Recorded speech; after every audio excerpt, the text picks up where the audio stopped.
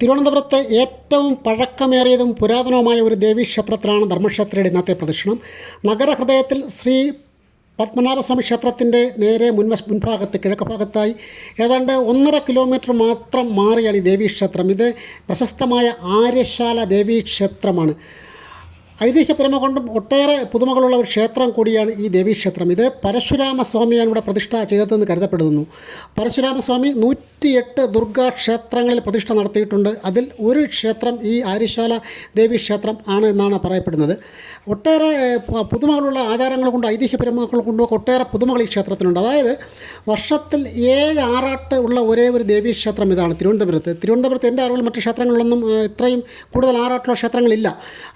ഒരു വർഷത്തിൽ 7 ആറാട്ടാണ്. അതായത് ഉത്സവം തുടങ്ങിക്കഴിഞ്ഞാൽ 7 ദിവസവും 8 ദിവസത്തെ ഉത്സവത്തിൽ 7 ദിവസവും ദേവിയെ ആറാട്ടിന് എഴുന്നള്ളിക്കുന്ന ഒരു ക്ഷേത്രമാണ് ഈ ആര്യശാല ദേവീക്ഷേത്രം. മാത്രമല്ല നവരാത്രി കാലത്ത് പത്മനാഭപുരത്തു നിന്നും എഴുന്നള്ളുന്ന കുമാരസ്വാമി ഇവിടെ വിശ്രമിച്ചിട്ടാണ് നവരാത്രി പൂജയ്ക്കായി പത്മനാഭസ്വാമി ക്ഷേത്രത്തിലേക്ക് പോകുന്നത്. ഇത് ക്ഷേത്രത്തിൻ്റെ വാസ്തു രീതി കേരളീയ ശൈലിയിലാണ്. വളരെ പഴക്കമുള്ള ക്ഷേത്രമാണിത്. ഓട് മേഞ്ഞ മേൽക്കൂരയാണ് ക്ഷേത്രത്തിൻ്റെ. ഇത് നാലമ്പലം മുഴുവൻ തടിയും കല്ലുകളൊക്കെ ഉപയോഗിച്ചാണ് നിർമ്മിച്ചിരിക്കുന്നത്. കേരളീയ ശൈലിയിൽ പണികഴിപ്പിച്ച ക്ഷേത്രമാണ് ഇത്. പത്മനാഭസ്വാമി ക്ഷേത്രം പണികഴിപ്പിക്കാൻ വന്നവർ അതല്ലെങ്കിൽ അന്ന് അതിനു വേണ്ടിയിട്ട് എത്തിയവർ പണിയിച്ചതാണ് എന്നും ഒരു വാമൊഴി കേൾക്കുന്നുണ്ട്. എന്തായാലും വളരെ പഴക്കമേറിയ ഒരു ക്ഷേത്രം തന്നെയാണ്. നഗരത്തിൻ്റെ ഇത്രയും തിരക്കുള്ള നഗരം, അതായത് ചാല മാർക്കറ്റിനകത്ത് നിന്ന് ആര്യശാലയിലേക്ക് വരുന്ന ആര്യശാല ജംഗ്ഷനിലാണ് ഈ ക്ഷേത്രം. ശ്രീ പത്മനാഭസ്വാമി ക്ഷേത്രത്തിൻ്റെ നേരെ കിഴക്ക് ഭാഗത്തുള്ള റോഡ്, ചാല മാർക്കറ്റിലേക്കുള്ള റോഡ് നേരെ വന്നെത്തുന്നതാണ് ആര്യശാല. അവിടെയാണ് ഈ ക്ഷേത്രം. തിരുവിതാംകൂർ ദേവസ്വം ബോർഡിൻ്റെ കീഴിലാണ് ക്ഷേത്രം വരുന്നത്. വഞ്ചിയൂർ അത്തിയറ മഠം കുടുംബത്തിനാണ് ഇതിൻ്റെ താന്ത്രികമായ അവകാശം. ഇത് ക്ഷേത്രത്തിൻ്റെ ഉൾഭാഗത്തെ ദൃശ്യങ്ങളാണ്. മണിക്കിണറും നമസ്കാര മണ്ഡപവും നമുക്ക് കാണാൻ കഴിയുന്നുണ്ട്. വട്ട ശ്രീകോവിലാണ് ദേവിയുടേത്. വട്ട ശ്രീകോവിലിനുള്ളിൽ വളരെ മനോഹരമായ ദേവിയുടെ വിഗ്രഹം, ശിലാവിഗ്രഹമാണ് സ്ഥാപിക്കപ്പെട്ടിട്ടുള്ളത്. അതായത് കിഴക്ക് ദർശനമായി ശംഖ് ചക്ര വരദ കടിബന്ധ മുദ്രകളോട് കൂടിയ ദേവിയുടെ വിഗ്രഹം കമനീയമാണ് കാണാൻ. ശിലാവിഗ്രഹം എന്നാണ് പറയുന്നത്. ക്ഷേത്രത്തിൽ 2 ഉപദേവതകളാണുള്ളത്. ഒന്ന് ഗണപതി ഭഗവാന്റേതാണ് ക്ഷേത്രം. ഇത് നാലമ്പലത്തിന് പുറത്താണ്. 2 ഉപദേവതകൾ നാലമ്പലത്തിന് പുറത്താണ്. നാലമ്പലത്തിനുള്ളിൽ ദേവിയുടെ ക്ഷേത്രം മാത്രമേ വട്ട ശ്രീകോവിൽ മാത്രമേ ഉള്ളൂ. ഗണപതി ഭഗവാന്റെ ശ്രീകോവിൽ ഇടതുവശത്ത് ഗണപതി ഭഗവാന്റെ ശ്രീകോവിൽ തൊഴുത് ക്ഷേത്രത്തെ ചുറ്റി വരുന്നത് മഹാദേവൻ്റെ അമ്പലത്തിലേക്കാണ്. മഹാദേവൻ്റെ ശ്രീകോവിലാണ് കാണുന്നത്. മഹാദേവൻ്റെ ശ്രീകോവിലിന് പുറകുവശത്തായി പിന്നെ നമുക്ക് കാണാൻ കഴിയുന്നത് നാഗദേവതകളുടെ സ്ഥാനമാണ്. ഇത് മഹാദേവൻ്റെ ക്ഷേത്രത്തിൻ്റെ പുറകുഭാഗത്താണ് നാഗദേവതകളുടെ ഇരിപ്പിടം. പുറകുവശത്താണ് നാഗത്തറ ഉണ്ട്.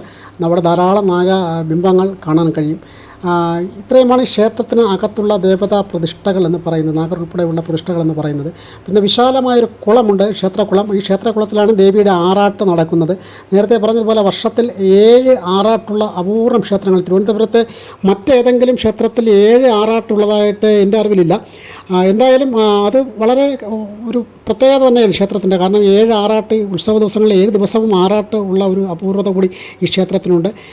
പഴക്കം കൊണ്ടും നഗരഹൃദയത്തിൽ ഇരിക്കുന്ന ഈ ക്ഷേത്രം, നഗരത്തിൻ്റെ ഇതിനകത്തേക്ക് കടന്നാൽ പുറത്തുള്ള ഒന്നും അറിയാൻ കഴിയില്ല. കാരണം ഈ ക്ഷേത്രത്തിൻ്റെ ഒരു ഭാഗത്ത് റെയിൽവേ സ്റ്റേഷനാണ്, ഒരു ഭാഗത്ത് ചാല കമ്പോളമാണ്, പിന്നെ ഒരു ഭാഗത്ത് പുത്തരിക്കണ്ട നമ്മുടെ കിഴക്കേക്കോട്ട ബസ് സ്റ്റാൻഡാണ്. ദേവിയുടെ തിരുവുത്സവം വരുന്നത് ചിത്ര പൗർണമി നാളിലാണ് ദേവിയുടെ തിരുവുത്സവം വരുന്നത്. ഇത് ക്ഷേത്രത്തിൻ്റെ അകത്തേക്ക് കിടക്കുന്ന ഗോപുരവാതിലാണ്. ക്ഷേത്രത്തിൻ്റെ മുൻഭാഗത്ത് സുബ്രഹ്മണ്യസ്വാമിയുടെ ഒരു പ്രതിഷ്ഠ ആൽമരത്തിൻ്റെ ചുവട്ടിൽ ഒരു ചെറിയൊരു ബിംബം വെച്ചിട്ടുണ്ട്. ഇവിടെ കാവടി അഭിഷേകവും ഇവിടെ നടക്കുന്നുണ്ട്. നവരാത്രി കാലത്ത് ഇവിടെ വലിയ വിശേഷമാണ്. എൻ്റെ സമീപത്ത് കാണുന്ന ഈ വെളുത്ത നിറത്തിൽ അലങ്കരിച്ച വേദിയിലാണ് സുബ്രഹ്മണ്യസ്വാമിയെ ഇരുത്തി പൂജിക്കുന്നത്.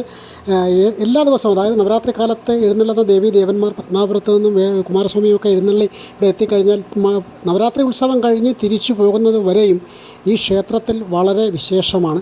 അതുകൊണ്ട് തന്നെ ഈ നവരാത്രി കാലത്ത് തീർച്ചയായിട്ടും കഴിയുന്നതും ഈ ക്ഷേത്രത്തിൽ ഒന്ന് ദർശനം നടത്തുന്നത് നന്നായിരിക്കും. എം ഹരീന്ദ്രൻ, ധർമ്മക്ഷേത്ര.